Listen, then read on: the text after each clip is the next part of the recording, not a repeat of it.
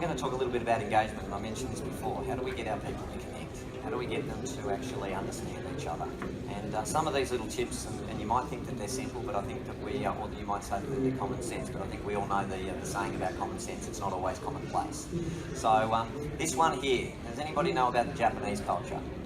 Within the Japanese culture, they're very highly, they spend a lot of time at work.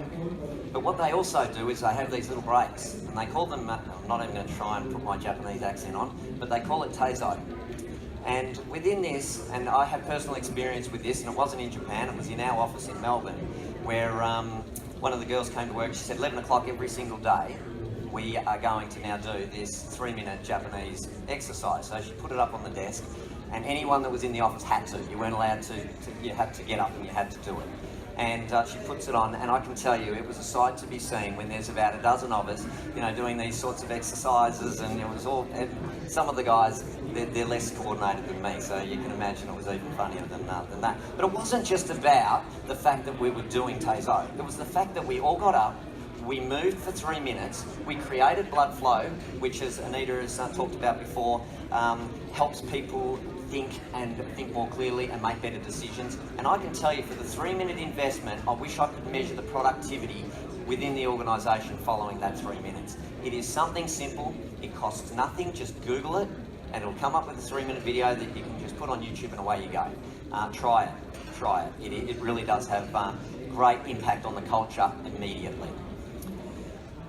This one here is another really simple one. It doesn't cost anything, but and some of you may have, in bigger organisations, may have intranets. This one is just simply, we've created a positive team culture page, which only those within our organisation can see. And what we do is we encourage all of our organisations. As I mentioned before, we're in Melbourne, Sydney, on the Gold Coast, we're in Perth, and we're in Auckland. So we're spread over a fairly vast area. But when we get together, and we get together twice a year, you would think that my team work in the same office because they connect that well. And I believe it's some of these little things, and this one in particular has really made a big difference. This is a picture of our conference and events team who ran a conference down in Phillip Island last week, and they finished, it was all week, and they finished at midday on Friday. They've implemented another little strategy, which is Fitness Friday, where they go for walks. Anyone who wants to in the office goes for a walk, and they're not allowed to talk business. They're not allowed to talk business, they can only talk personal. And that's what they implement, and they call it Fitness Friday. But what they did is they couldn't do that because they were on conference, so they walked along the beach at Phillip Island, they hashtag Fitness Friday, they took a photo of it and put it on our internal page.